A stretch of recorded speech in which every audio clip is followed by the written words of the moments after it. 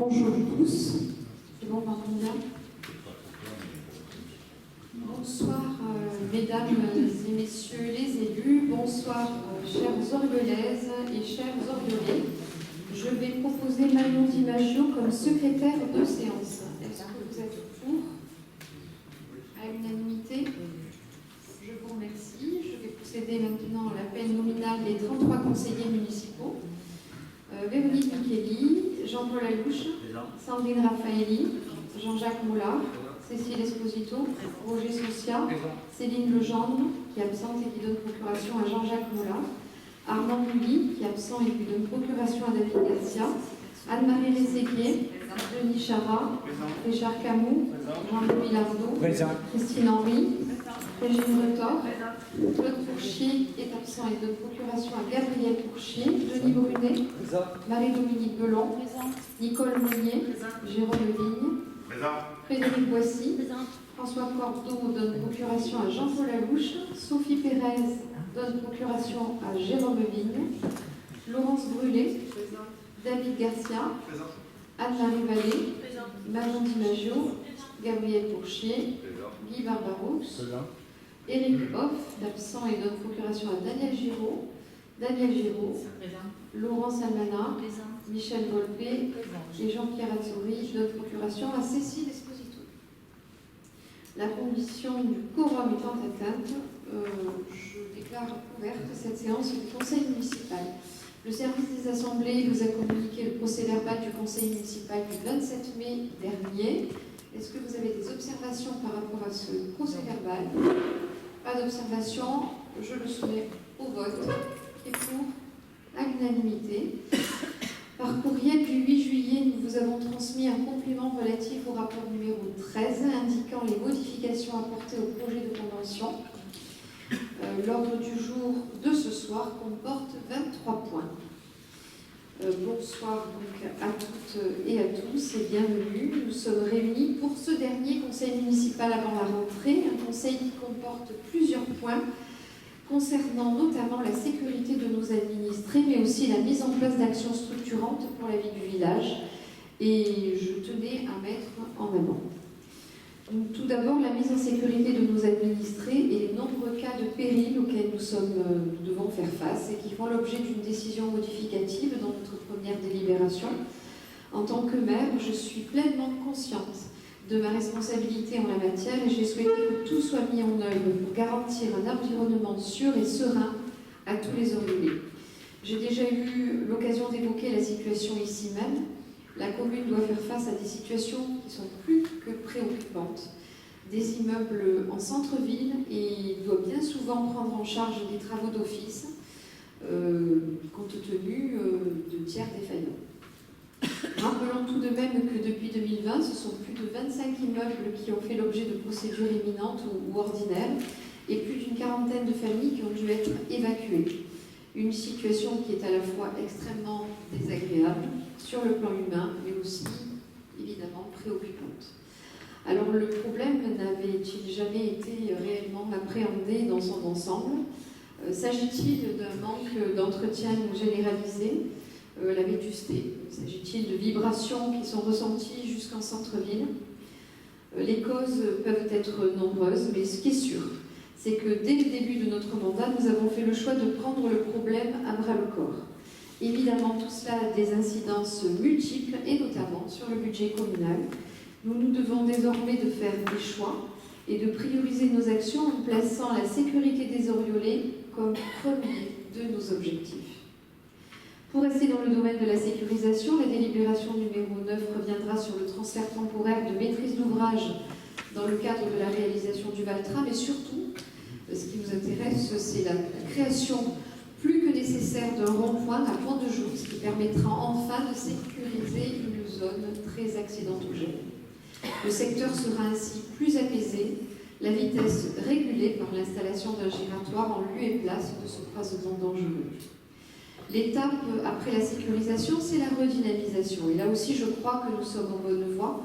Si j'en crois la fréquentation sur la place du village qui a retrouvé de sa superbe tout en gardant son identité. Notre place qui sera donc évoquée dans la délibération numéro 10 avec l'acquisition d'un droit au bail concernant le local du CIC. Il s'agit là aussi d'un travail de longue haleine qui va nous permettre de compléter l'offre en termes de commerce en plein milieu du village. Notre village qui vibre régulièrement, et pour le coup avec des ondes positives, et la musique des manifestations que nous arrivons à organiser grâce à nos partenaires. Bravo aux services, bravo aux bénévoles, bravo à Anne-Marie Vallée qui se démène pour nous proposer des rendez-vous de qualité et toujours dans une ambiance familiale. Fête de la musique, week-end italien, Saint-Éloi, bientôt le premier week-end polynésien, et n'oublions pas la fête de la Saint-Pierre, la fête d'Auriol. On ne pourra pas dire qu'à Auriol on s'ennuie, et nous vous réservons encore de jolies surprises. Voilà, je vais maintenant présenter le premier rapport, qui est un rapport relatif à la décision modificative du voie. Je vous en ai parlé en introduction. Cette décision modificative de l'exercice 2004 du budget principal a pour objet de réajuster les prévisions budgétaires initiales tout en respectant l'équilibre du budget. La présente DM impacte le montant initial des dépenses réelles d'investissement prévues avec 590 000 € de dépenses supplémentaires qui sont équilibrées en recettes de la même nature sans impacter la section de fonctionnement. En effet, comme je vous le disais, la commune doit faire face à des situations de péril récentes d'immeubles en centre-ville et doit enregistrer des travaux d'office pour le compte de tiers défaillants et les facturations correspondantes à ces tiers. Depuis 2020, je vous l'ai dit, plus de 25 immeubles ont fait l'objet d'une procédure imminente ou ordinaire, soit plus d'une quarantaine de familles évacuées. Et je vous propose donc d'approuver cette décision modificative numéro 1 en section de fonctionnement et en suréquilibre en section d'investissement cumulé de plus de 4 660 000 € et des poussières. Est-ce que vous avez des questions sur cette décision modificative? Oui, Monsieur Barbaros. oui, juste une. Non, je vous avais proposé une question là-dessus. Quand on voit les recettes, donc effectivement, je suppose des refacturations donc, aux propriétaires. Est-ce qu'il arrive qu'il n'y ait pas de. Vous n'entendez pas? Oui. Vous m'entendez? Je n'ai pas compris la dernière. Non, je dis les recettes que nous voyons donc, qui équilibrent la partie dépenses. Je suppose que c'est des refacturations aux propriétaires. Quand il y a défaillance, comment ça se passe? Il y a l'organisme foncier derrière. Enfin, bon, je suppose qu'il doit y avoir des défaillances. Quand je vois 230 000 € pour Augustine Dupuis, le 13, qu'est-ce qu'il en est? Comment se déroule l'opération? Pour avoir un renseignement sur ce point-là.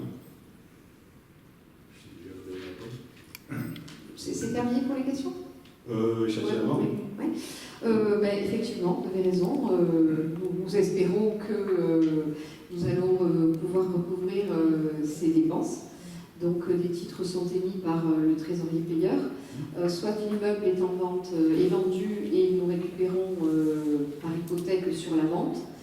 Si l'immeuble est vendu moins cher que les travaux d'office qui ont été faits, c'est clair que c'est pour le compte de la commune, mais c'est une obligation pour nous de pouvoir mettre en sécurité l'immeuble, les immeubles voisins. Alors, mettre en sécurité, c'est d'abord évacuer les occupants, c'est ce que nous faisons en priorité, mais derrière, c'est aussi de sécuriser la voie publique, de sécuriser les immeubles voisins. Et donc là, on n'a pas vraiment le choix, on effectue très rapidement les travaux d'office. Mais pour l'instant, ça ne s'est pas produit, puisque nous avons pu récupérer l'argent que nous avons mis. Mais si la vente n'est pas suffisante, ou si le propriétaire n'a pas d'autres biens, c'est évident que on va se retrouver avec des recettes qui ne seront pas présentes derrière. Et là, l'organisme foncier, au cas où, intervient après pour racheter la partie, ou comment ça se passe? L'organisme foncier? Il y a X temps, on a délibéré sur un organisme foncier, justement. Alors, nous avons passé une convention avec le PFPACA, bien entendu. Ce qu'il faut savoir, c'est que le PFPACA achète pour le compte de la commune, mais se substitue à la commune. Mais derrière, il faut qu'il équilibre une opération avec un bailleur social. Donc, l'équilibre d'opération n'existe pas en général. Donc, la commune va être de nouveau sollicitée dans le cadre de la construction de logements sociaux et financera ce déséquilibre sur les amendes. Monsieur le préfet ne veut pas que j'appelle ça des amendes, mais moi je considère que c'est des amendes. Donc nous financerons sur cette somme que nous donnons à l'État, à la métropole chaque année. Cette année, elle relevait, je crois que c'était la somme de 260 000 euros, qui sera donc réduite de la somme que nous donnons dans 2 ans. Donc nous récupérerons la mise dans 2 ans. Donc c'est sûr qu'en niveau trésorerie, c'est important. La première année, nous finançons ce déséquilibre, mais dans tous les cas, même si le PFPACA intervient sur l'achat de ce foncier, c'est forcément un déséquilibre, parce que ce sont des immeubles qui ne sont pas du tout intéressants à acheter.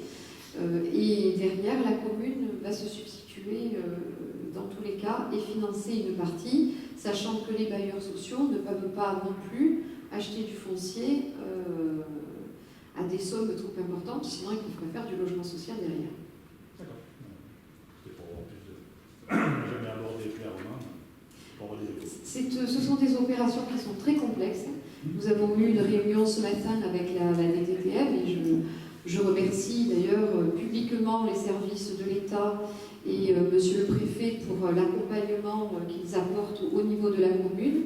L'idée, c'est que nous intervenions pour le compte des tiers défaillants pour conforter l'immeuble, pour qu'on puisse lever le péril imminent, pour que ça puisse devenir des périls ordinaires. Et derrière, nous préparons des dossiers pour avoir des financements de l'ANA qui interviennent seulement lorsque ce sont des périls ordinaires. Donc on a eu un engagement ce matin de la part des services de l'État de nous accompagner sur les dossiers pour les périls ordinaires une fois que les immeubles ont été confortés. Ok. Donc nous voterons contre, puisque nous avons voté contre le budget au départ. Vous avez voté contre parce que vous avez voté pas sur cette opération particulière, mais sur le budget global. Très bien. Donc 5 contre et le reste, un avis favorable. Je vous remercie. Nous passons au rapport numéro 2 qui concerne l'activité des spectacles de la salle de la Confluence, l'espace de la Confluence, avec un assujettissement à la TVA. Pour l'activité de l'espace de la Confluence, la commune entre dans le champ concurrentiel et doit être soumise à ce titre au régime de la TVA. Il est donc nécessaire d'établir une activité spectacle où les prestations de services liées à l'organisation des spectacles au sein de la salle de spectacle de la Confluence seraient assujetties à la TVA. Je vous propose d'opter pour cet assujettissement. Vous avez demandé, M. Barbaroux, ce matin qu'on vous donne des explications. On vous a transféré le mail du trésorier qui nous demandait donc, de cette délibération. Voilà, je ne sais pas si vous avez des questions supplémentaires. Je me demande s'il n'y a pas un danger derrière concernant, concernant la convention de gestion des fameux 300 000. Non, je vous dis, il faut ce que vous voulez. Puisque la subvention, à ce moment-là, pourrait être une subvention d'exploitation. Qu'elle serait liée à une activité soumise à TVA. Ce qui veut dire qu'on pourrait récupérer la TVA sur les 100 000 de dépenses, mais pas sur les 200 000 évidemment de spectacles. Donc là, je vous dis, il faudra creuser cet aspect-là. C'est pas certain qu'il n'y ait pas un problème, que ça nous coûte cher, puisqu'on aurait un TVA sur des recettes 300 000, et on pourrait encaisser que des TVA sur 100 000 de dépenses programmées. Voilà. Alors on a posé la question à la trésorière qui nous a affirmé qu'il n'y avait aucun souci. Je n'affirme rien, mais vous aussi. Écoutez, nous, on a un référent, c'est le trésorier payeur, et il nous a dit qu'il n'y avait pas de risque là-dessus. Donc, voilà. Donc, qui est pour? On vote à l'unanimité. Alors, nous avons la même chose. C'est une activité de location de locaux à usage professionnel qui doit être assujettie à la TVA. Les locations qui sont réalisées à titre onéreux de locaux et bâtiments sont imposables de plein droit à la TVA. Et dans le cadre du bail commercial qui a été signé le 7 juin 2022 d'une durée de 9 ans entre la commune et la société Brasserie du Cours, compte tenu de l'activité commerciale, nous devons opter pour l'assujettissement des locaux à usage professionnel à la TVA. Donc c'est la même chose, avec un effet rétroactif au 1er juillet 2024 pour les activités de location de locaux à usage professionnel. Voilà, est-ce qu'il y a d'autres questions? Simplement, je m'interrogeais, est-ce que ce n'est pas une option qu'on prend et non une obligation dans ce cas-là? Puisque bon, c'est le bailleur qui a suivi la TVA, c'est pas nous, ça ne nous apporte rien. Donc on lève l'option, mais ce n'est pas une obligation de base. Voilà. Donc pour nous, c'est un peu différent. Je vais vous répondre à la même chose, c'est de plein droit et ça vous a été demandé de la même manière. Ok. Donc un vote favorable Abstention. à l'unanimité. Abstention. Le rapport numéro 4 est la prise en charge par la commune du déficit de la régie d'avance venue à chaque courant de proximité et de commande sur Internet. Suite à une escroquerie sur la carte bancaire de la régie d'avance des menus à chaque courant, l'assurance ne rembourse pas au-delà de 35 opérations impayées. Et il y a eu 127 opérations frauduleuses sur cette carte. Donc des petites sommes, mais qui ont fait... qui donnent une somme totale de 261,69 €. Donc cette délibération nous permettra de rembourser notre régisseur sur cette carte bancaire. Voilà. On vote à l'unanimité. Je vous remercie. Le rapport numéro 4 est l'attribution de places gratuites aux jeunes oriolés qui ont effectué la journée de citoyenneté en qualité de diffuseur de spectacles vivants et de gestionnaire de l'établissement, en tant que maire aussi, bien entendu. Je souhaite accorder des places gratuites aux jeunes oriolés qui ont effectué leur journée de citoyenneté et je vous propose d'approuver l'octroi d'invitation à destination des jeunes oriolés qui ont effectué leur journée de citoyenneté sur les spectacles organisés par la commune et d'approuver la limitation de ces gratuités à 2 invitations par jeune et de m'autoriser à accomplir toutes les formalités nécessaires. Est-ce qu'il y a des questions? Pas de questions. Qui est pour? À l'unanimité, je vous remercie. Le rapport numéro 6, ce sont des admissions en non-valeur de créances irrécouvrables et de créances éteintes pour le budget principal de la commune. Bon, c'est une délibération malheureusement que nous passons chaque année. Et il est demandé au conseil municipal d'approuver des admissions en non-valeur de créances irrécouvrables qui ont été communiquées par la trésorerie pour les années de 2015 à 2022, étant précisé que les crédits sont inscrits au compte 6541 créances admises en non-valeur du budget principal.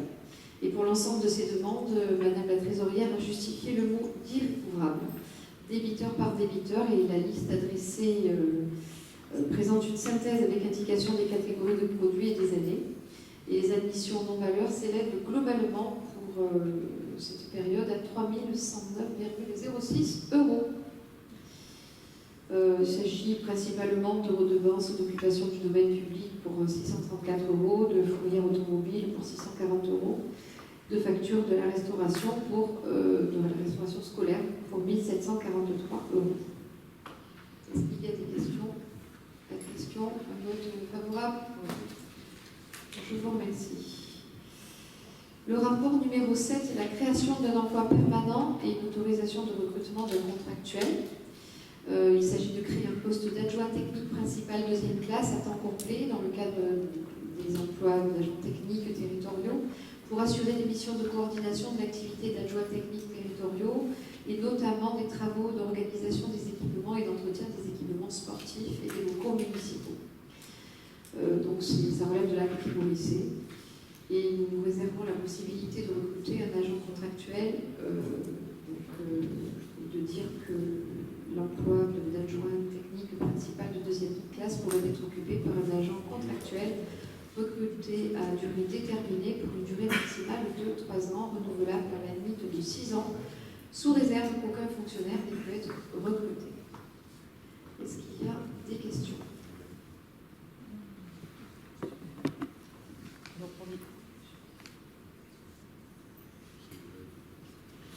Oui, pour ces deux. Oui, pour ces 2 délibérations, nous voterons contre, puisqu'on ne change pas d'avis. On est contre le recrutement de contractuels, puisque c'est des emplois précaires. Donc on ne change pas notre vote. Par contre, chaque conseil municipal, on a des recrutements, donc je voudrais savoir s'il y a une planification des embauches annuelles. Est-ce que vous avez voilà, une projection, un plan voilà, sur les embauches futures? D'abord, quand il y a des embauches, c'est en fonction des besoins. Donc, les besoins ne sont pas forcément toujours définis, notamment les congés maladie, par exemple. Donc, quand on a besoin de recruter quelqu'un, on peut fusionner des missions. Donc, on ne va pas recruter dans le même service, mais on peut faire remplacer la personne qui est malade par d'autres personnes et avoir un besoin de recrutement dans d'autres services. Donc, c'est très compliqué d'avoir une planification à l'année. Moi, je ne peux pas vous dire qui est-ce qui va avoir la coqueluche, par exemple. Non, mais moi, je vous parle des départs à la retraite. En début d'année, voilà, donc, des choses, des départs à la retraite, des choses comme ah oui, bien sûr, voilà, bien sûr. Qu'on peut, voilà, on peut anticiper. Oui, mais c'est le cas, hein, puisque dans le budget que nous élaborons au mois d'avril, on a une prévision budgétaire des postes en cours et des postes à recruter. Donc, bien entendu, d'ailleurs, dans le cadre du budget, c'est planifié. Après, c'est en fonction des besoins que nous avons et puis des besoins aussi peut-être de changement de certaines personnes qui nous demandent de changer de service, qui répondent à des réorganisations internes. C'est très compliqué d'anticiper sur une année l'ensemble des emplois. Merci. Et là, encore une fois, on est sur une recrudescence et un besoin. On ne peut pas recruter des emplois permanents si le besoin est réduit. Qu'est-ce que je leur fais faire, moi, s'il n'y a plus de travail? Je ne vais pas embaucher des titulaires alors que le travail va être réduit. Donc non, on continuera dans cette optique-là, de pouvoir, en fonction des besoins de la commune, recruter des contractuels qui nous permettent de répondre à ces besoins. Donc un vote contre pour cet emploi au niveau des sports et la même chose pour la délibération numéro 8 qui est la création d'un emploi permanent. Cette fois-ci, c'est au niveau des services techniques et notamment des pompes funèbres. Vous savez que nous tenons à nos pompes funèbres municipales et nous avons besoin d'un renfort pour pouvoir assurer notamment ce travail qui est si particulier, malgré le fait qu'il y a une mutualisation avec les services techniques pour un certain nombre de missions. C'est un travail très particulier et des compétences très particulières dont nous avons besoin. Donc je vous propose d'un catégorie C. Nous réservons la possibilité de recruter un agent contractuel et la même chose avec un contrat d'une durée maximale de 3 ans, renouvelable dans la limite de 6 ans, sous réserve qu'aucun fonctionnaire n'ait pu être recruté dans les mêmes conditions. Donc, pas de questions. Il y a un vote contre pour vous et pour le reste, un vote favorable. Je passe la parole maintenant à M. Mollard, adjoint délégué à l'aménagement, l'urbanisme, l'habitat, le logement et la mobilité pour la délibération numéro 9. Merci beaucoup, bonsoir à tous. Donc la délibération numéro 9 concerne l'approbation d'une garantie d'emprunt à la société anonyme d'habitation à loyer modéré, Unici, pour le financement de l'acquisition de logements Les Hauts du Pigotier. Donc la commune est sollicitée pour accorder son engagement en garantie de l'emprunt destiné à financer l'acquisition et l'amélioration de 28 logements collectifs, donc 13 PLUS, 8 PLAI et 7 PLS, dans l'opération immobilière dénommée Les Hauts du Pigotier, résidence hôtelière située Pont de Joux-Saint-Auriol. Donc il est par conséquent proposé de faire droit à cette demande de garantie en contrepartie. Donc la commune bénéficiera de logements réservés dans cette opération. Je vous demande donc d'accorder la garantie d'emprunt décrite, de s'engager pour toute la durée du prêt et jusqu'au complet remboursement de celle-ci, et porte sur l'ensemble des sommes contractuellement dues par l'emprunteur dont elles ne seraient pas acquittées à la date à libérer en cas de besoin des ressources suffisantes pour couvrir les charges du prêt et d'autoriser Madame le maire à signer tout document relatif à cette affaire. Merci. Est-ce qu'il y a des questions? Bon, c'est un rapport traditionnel de garantie d'emprunt. Donc un vote pour, à l'unanimité. Le rapport numéro 10, toujours M. Mola, sur l'approbation d'un projet de convention de transfert temporaire de maîtrise d'ouvrage. Effectivement, la métropole donc, nous propose une convention de transfert temporaire de maîtrise d'ouvrage tripartite avec le département pour intervenir sur la RD 560, la RD 96, afin de créer un rond-point et l'accès au parking P+R dans le cadre de la réalisation d'une ligne de tramway entre Aubac et la Bouillandis, dite le Valtra. Donc, en effet, la commune s'est fortement impliquée, à la demande de Madame le maire, pour la création d'un carrefour sur la commune d'Oriol et l'accès au parking P+R. Suite aux nombreuses réunions auxquelles la commune a déjà assisté, il est nécessaire de mettre à disposition le domaine public routier entre le département des Bouches-du-Rhône, la commune d'Oriol, la métropole Aix-Marseille-Provence, sous réserve de leur approbation respective. Donc, il s'agit ainsi d'autoriser Madame le maire à signer la toute convention et tout acte et tout document relatif à cette affaire. Merci. Est-ce qu'il y a des questions? Oui, donc, Madame Giraud. donc on a eu la convention. Donc, je voudrais que vous me disiez où se trouve le parking, qui va être l'accès au parking aménagé. Il y a un rond-point qui va être aménagé, il est mentionné l'accès au parking. Le parking va se situer où? C'est le parking du Valtra. Non, mais où? Mais au-dessus de quoi? Le long de l'autoroute. C'est-à-dire qu'on rentrera par la boulangerie, c'est ça? Non, pas du Non, tout. pardon. Ah, Il y a entre les deux ponts. d'accord. Voilà, je voulais confirmation. Vous voyez, Parce que sur les plans, il figure Oui. que le dessin du rond-point. Donc c'est pour ça que je vous demande s'il y avait eu des changements, c'est pour ça. non, en fait, ce sera la sortie du rond-point, en fait, l'entrée de. Voilà, c'est ça. En fait, le rond-point va déjà faciliter l'accès, ce croisement. Je sais que pour tous les jeunes qui apprennent à conduire et qui arrivent à ce croisement, les jeunes ont très peur, les parents qui sont à côté encore plus. Et on ne sait jamais qui doit passer, qui doit y aller. Les voitures arrivent très vite de Roquevert, très vite de la Testrousse. Et bon, heureusement, il n'y a jamais trop eu d'accidents trop graves à cet endroit-là. Enfin, il y a quand même eu de nombreux accidents. Et donc, ce rond-point va se trouver là, va casser la vitesse et permettra derrière de pouvoir accéder aux immeubles, au Valtram. Voilà, ça va faciliter. Ça fait des années qu'on attend ce rond-point qui était proposé dans le cadre du Valtram et donc qui enfin arrive et devrait être livré avant décembre 2025, puisqu'on nous a dit que nous allions monter dans le Valtram avant décembre 2025. Voilà, donc il ne reste plus beaucoup de temps pour que monte dans le Valtram. Voilà. Et juste une dernière question, le parking, il y aura combien de nombre de places? Plus de 200 places, autour, voilà, 200 places, avec une navette qui passera au Pujol, qui traversera la commune et qui amènera les personnes jusqu'au Valtram. Il y a une augmentation du nombre de passages de navettes qui permettront aux enfants, aux étudiants du centre-ville et de l'entrée de l'autoroute de pouvoir aller prendre le Valtram. Donc un vote pour à l'unanimité pour cette convention. Nous passons il s'agit de l'exercice du droit de préemption commerciale de la commune et Monsieur Mola, vous avez la parole. Merci.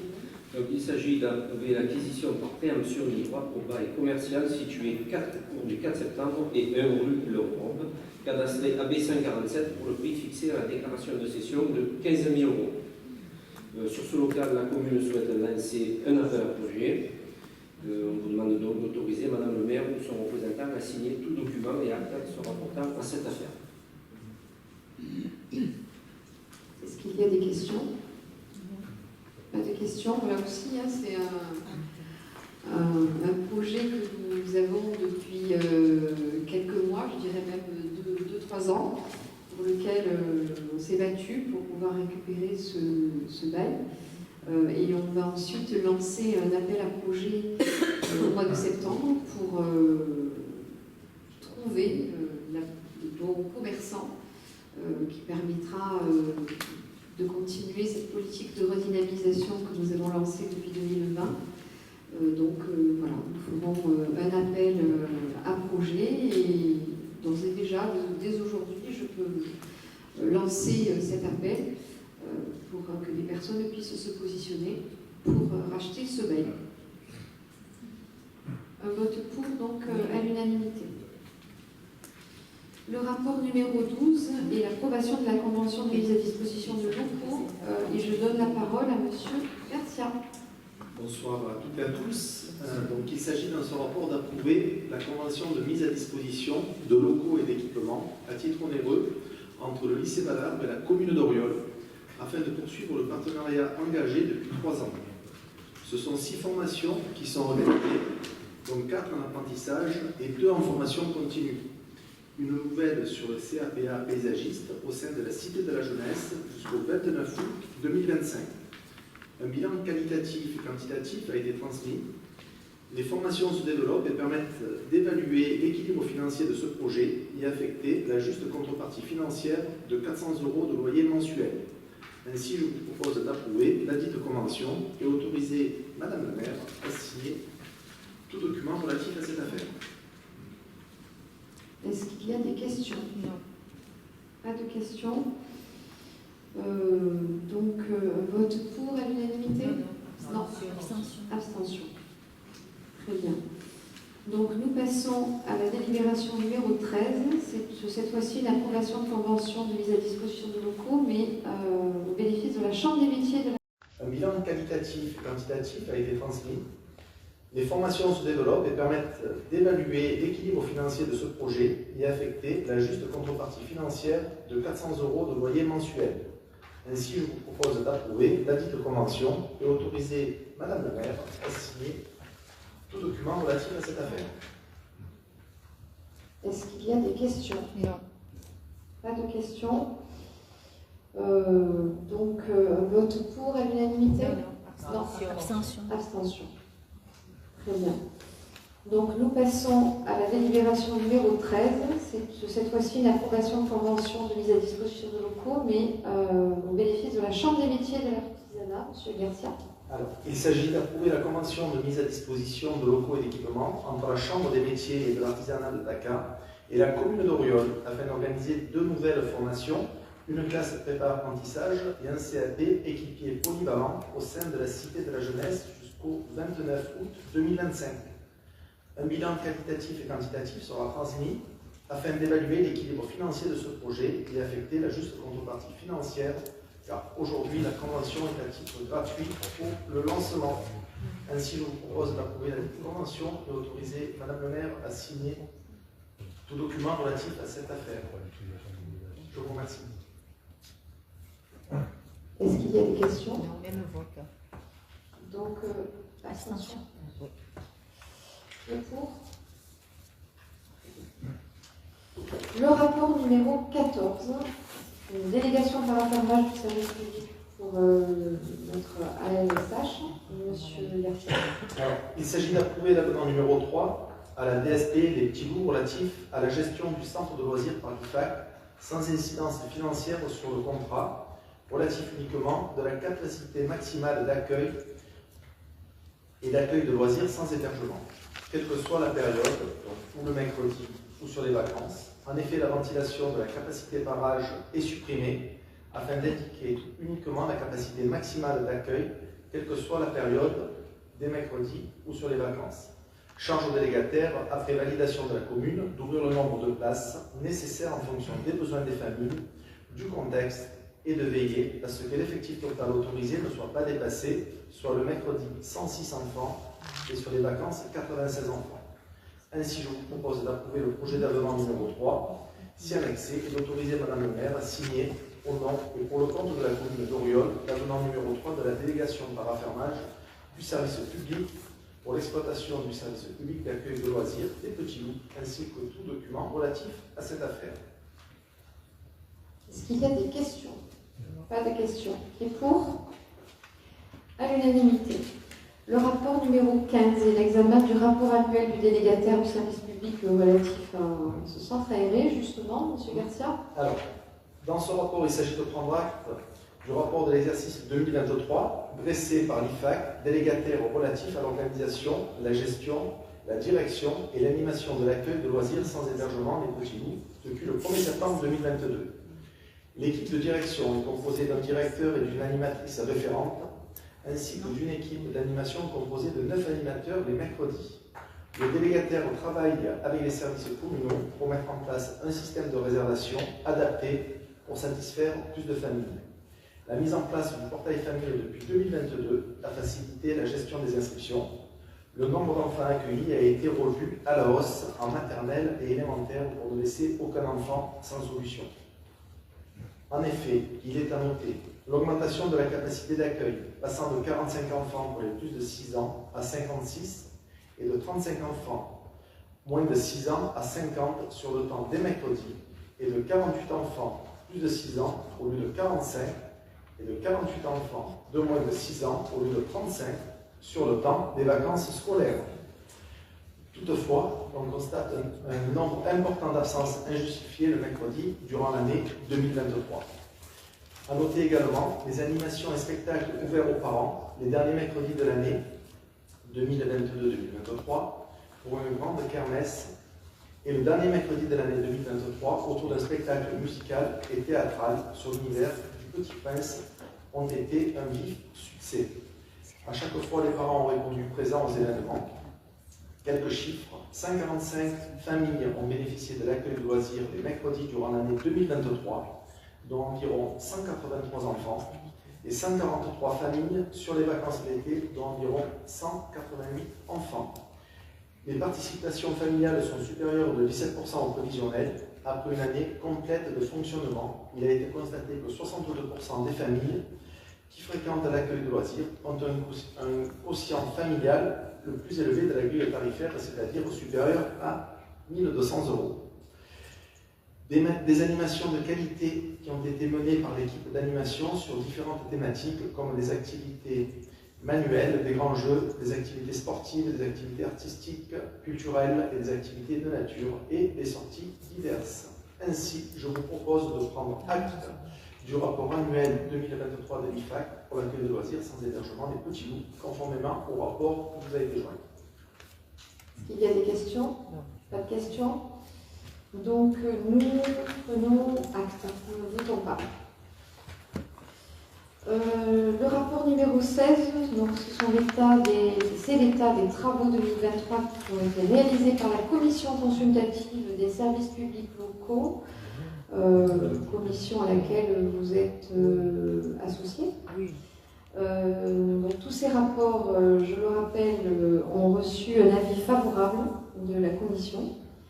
Nous nous sommes réunis le 8 juillet, donc concernant l'examen du rapport annuel 2022 de l'accueil de loisirs, concernant l'examen du rapport annuel 2022 du multi-accueil collectif Les Petits Mousses, qui est géré par la Mutualité française, et enfin concernant l'examen du bilan d'activité 2022 des services exploités en régie du service des pompes funèbres. Voilà. Est-ce que vous avez des questions? Vous avez reçu un avis favorable, nous avons posé des questions et discuté avec les personnalités extérieures aussi. Voilà. Un avis favorable pour l'ensemble du conseil municipal. Je vous remercie. Le rapport numéro 17, c'est l'approbation de la convention territoriale globale de services aux familles qui sera signée pour la période 2024-2028. Et je vais laisser la parole à mon élu délégué à la petite enfance, Madame Henry. Merci. Bonsoir à toutes et à tous. Il s'agit d'approuver la convention territoriale globale, la CTG, convention de partenariat visant à définir le projet de service aux familles d'un territoire, ainsi que ses modalités de mise en œuvre. Elle se concrétise par la signature d'un accord cadre entre la Caisse d'allocation familiale et le territoire représenté par les communes de La Destrousse, La Vouladis, Oriol, Pétain, Roquevert, Saint-Sabournin et Saint-Zacharie. Elle est signée pour une durée de 5 ans. Une première convention a été signée de 2020 à 2023. Il s'agit d'acter son renouvellement. La CTG est basée sur la réalisation d'un diagnostic partagé, s'appuyant notamment sur des études existantes, analyse des besoins sociaux, schéma de territoire et une large concertation des partenaires signataires. Elle a pour objectif d'identifier les besoins prioritaires du territoire, de définir les champs d'intervention à privilégier au regard de l'écart offre-besoin et les actions concrètes à mettre en œuvre, d'optimiser l'offre existante et ou à développer. Le projet social de territoire concerne tous les secteurs d'intervention des communes et de leur intercommunalité, animation de la vie sociale, accès aux droits et aux services, accès et maintien dans le logement, soutien aux familles, petite enfance, jeunesse, et mobilise différents acteurs. Les champs d'intervention communs avec ceux de la CAF permettent de mettre en place des réponses adaptées aux besoins des habitants et des familles. Ainsi, je vous propose d'approuver la démarche partenariale des conventions territoriales globales entre la CAF des Bouches-du-Rhône et la commune d'Oriol et d'autoriser Madame le maire à signer au nom et pour le compte de la commune d'Oriol la dite convention et tous les documents relatifs à cette affaire.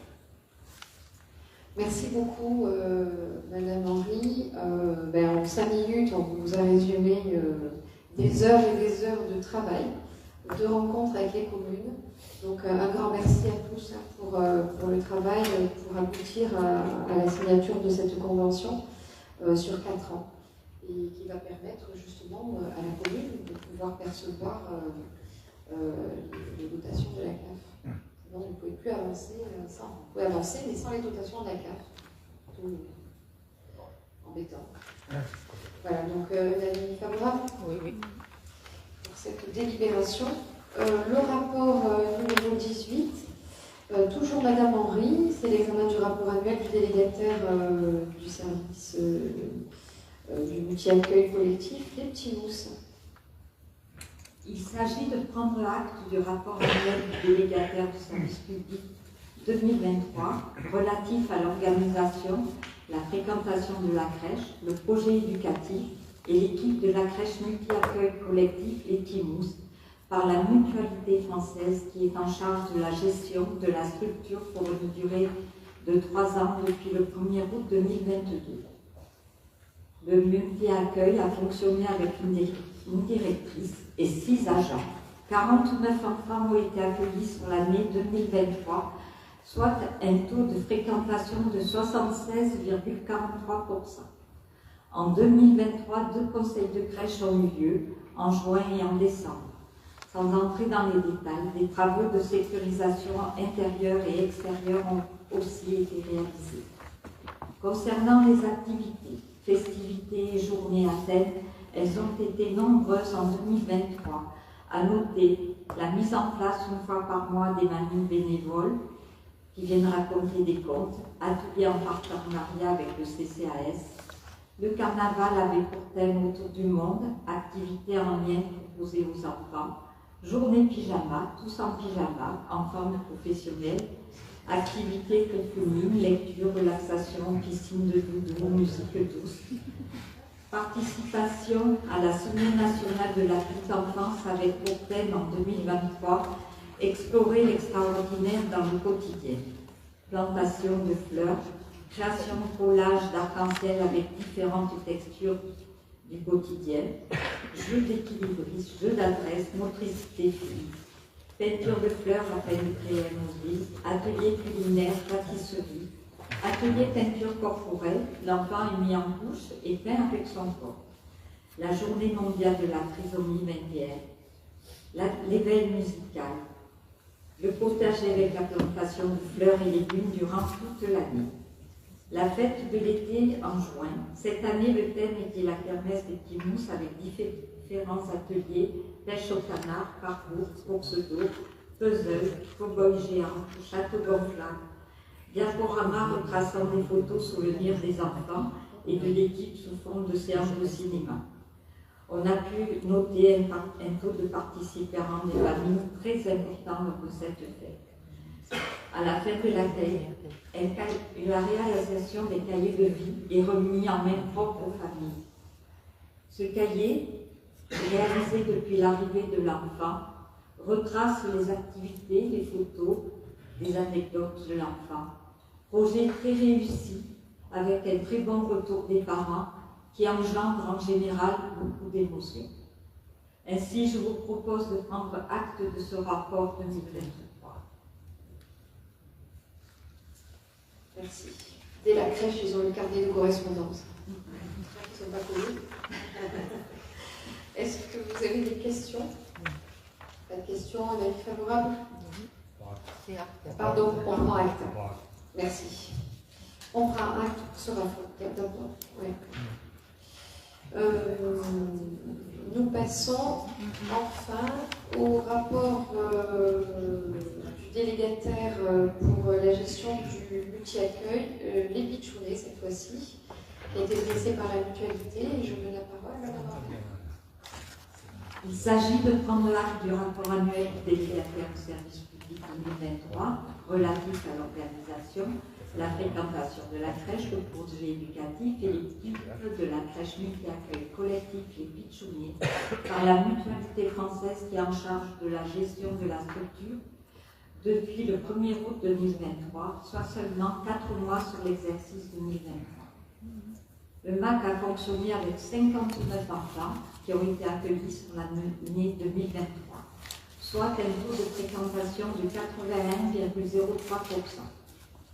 On note chez les bébés un travail sur la motricité libre en continuité et en lien avec la venue de Madame Gillian, psychomotricienne, qui est venue faire une information aux parents en septembre. Activité avec les enfants moyens grands, c'est l'occasion de partager des temps de jeu, des compétences et de découvrir l'univers des grands. Une intervenante vient une fois par mois proposer un atelier autour de la communication gestuelle. Elle travaille par thème sous forme d'histoire et de continu. Les dodos à l'extérieur de beaux jours, avec les lits qui sont installés en extérieur pour profiter d'un meilleur endormissement et d'une meilleure qualité de sommeil. Chez les moyens grands, itinérance ludique le matin avec l'ouverture des portes des sections et des dortoirs, avec proposition de jeux dans les différentes pièces, activités également proposées dans le hall et l'entrée. L'atelier Zen, c'est un espace installé dans un dortoir avec tapis de sol, matériel sensoriel, bain de massage, bouteilles sensorielles, tissu doux, plumes, musique douce et projection d'images au plafond. Baby Gym une fois tous les 15 jours pour les enfants de la dernière année. L'atelier des histoires, l'accent est mis sur l'oralité afin d'accompagner le langage et l'imaginaire de l'enfant. Et aussi d'autres activités tels l'atelier de manipulation Montessori, le jardin, le goût, les balades à l'extérieur de la crèche. Des cafés parents sont organisés notamment durant la semaine de la petite enfance afin que ceux-ci découvrent l'environnement de leurs enfants, le travail fait par les professionnels. Nouveau aussi, une fois par mois, les manus bénévoles viennent raconter des contes, ateliers en partenariat avec le CCAS. Ainsi, je vous propose de prendre acte de ce rapport 2023. Merci. Est-ce qu'il y a des questions? Pas de questions. Nous prenons acte de ce rapport 2023. Le rapport numéro 20 est la présentation du bilan d'activité du service municipal des pompes funèbres, qui est exploité en régie pour l'année 2023. Et je donne la parole à M. Brunet, conseiller municipal délégué au cimetière et au service des pompes funèbres. Merci. Bonjour à toutes et bonjour à tous. Le rapport numéro 20 concerne le bilan d'activité 2023 de la régie municipale des pompes funèbres. En synthèse, pour l'activité des pompes funèbres, 79 convois ont été réalisés. À la clôture de l'exercice 2023, le compte administratif donnait un résultat excédentaire de 6 798 €. Ce compte administratif a été présenté au conseil municipal du 8 avril 2024. La régie a toujours comme objectif de réaménager et de changer le mobilier des 2 salons funéraires. Et tout cela avec 2 priorités: répondre aux obligations du Code général des collectivités territoriales et d'assurer des tarifs inférieurs d'environ 30% à la moyenne nationale. Pour l'activité cimetière, la régie a acheté une disposition aussi d'un feu. La régie continue aussi le réaménagement des terres aux communes, qui permet à la commune de répondre à son obligation d'assurer une disponibilité d'inhumation sans caveau. Et la régie poursuit aussi la procédure de tombes qui rentreront dans le domaine communal dans 2 mois environ. Je souhaite préciser que cette procédure est réalisée dans le respect des défunts et encadrée par le Code général des collectivités territoriales. Je vous propose, si vous n'avez pas de questions, de prendre acte de cette présentation. Est-ce qu'il y a des questions? Donc nous prenons acte de cette délibération. On va être un peu plus gai. Nous allons approuver un contrat avec un éco-organisme et je vais donner la parole à Monsieur Camot, conseiller municipal délégué à la collecte, au traitement et au recyclage des déchets. Bonsoir à tous. Donc, c'est une délibération relative à l'approbation d'un contrat entre l'éco-organisme Alcom et la commune d'Oriol, relative à la réduction de la présence des déchets issus des produits du tabac. Pour cela, il s'agira d'approuver la convention de type avec l'éco-organisme Alcom agréé par l'État, afin de participer à la réduction de la présence des déchets issus des produits de tabac appelés mégots, jetés de manière inappropriée dans l'espace public. Dans ce cadre, Alcom propose de contractualiser avec la commune en charge de la propreté de l'espace public pour la durée de l'agrément de cet organisme, de cet éco-organisme. Alcom verse un soutien financier par habitant. Pour notre commune, ce serait 1,08 € par habitant. Offre une dotation annuelle de cendriers de poche, 50 cendriers par tranche de 1000 habitants. Finance jusqu'à 42 € par été noir pour 1000 habitants et un cendrier de rue jusqu'à 250 € pour 1000 habitants. Met à disposition un kit de sensibilisation et de communication et propose l'enlèvement à partir de 100 kg de mégots massifiés. Ainsi, je vous propose d'approuver la signature du contrat type avec l'éco-organisme Alcom et d'autoriser Madame le maire à signer le contrat et l'ensemble des documents relatifs à cette affaire.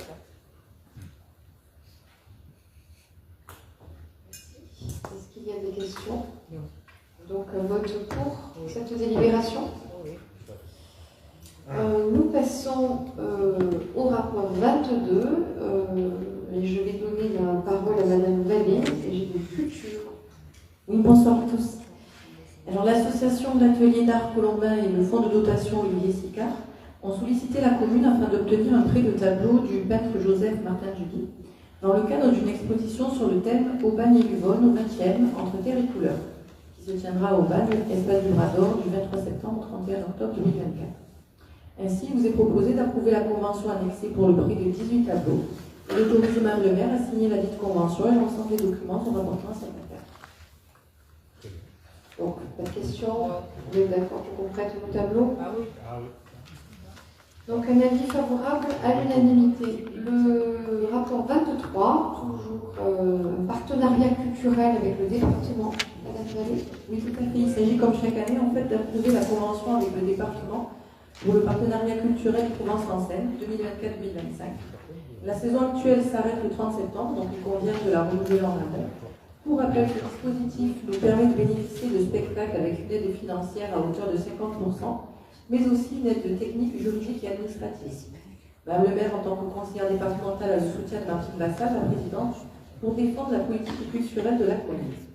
Nous avons déjà bénéficié de ce dispositif dans nos précédentes programmations, et cette année, nous aurons le samedi 9 novembre une comédie intitulée Les Hommes du Président. Ainsi, je vous propose d'approuver le projet de convention annexée, d'autoriser Madame le maire à signer la petite convention et tout document sera rapportant à cette affaire. Est-ce qu'il y a des questions? C'est quelque chose que nous passons chaque année. Donc un vote pour à l'unanimité. Je vous remercie. Donc, conformément à l'article L2122-23 du Code général des collectivités territoriales, je dois vous rendre compte de l'exercice de mes délégations qui découlent de ce même article, de ce même code. Délégation telle que fixée dans la délibération numéro 113-2022 en date du 14 novembre 2022. L'Assemblée délibérante vous a transmis la liste des décisions prises depuis le 21 mai 2024, date d'envoi du précédent conseil municipal, ainsi que la copie intégrale de l'ensemble de ces décisions. Je remercie les assemblées pour la préparation de ce conseil municipal. Le prochain conseil devrait avoir lieu le lundi 16 septembre 2024. Nous l'avons exceptionnellement mis un mardi soir pour pouvoir laisser la place hier à la commémoration, c'est vraiment une commémoration, à la fête des 60 ans de l'EPA Juca, qui était l'ancien SNBVH. Donc c'est exceptionnellement un mardi ce soir, mais nous reprendrons nos habitudes dès la rentrée, donc le 16 septembre 2024. Et donc je lève la séance et je vous remercie d'avoir assisté à ce conseil. Bonne soirée et un très bel été à tous.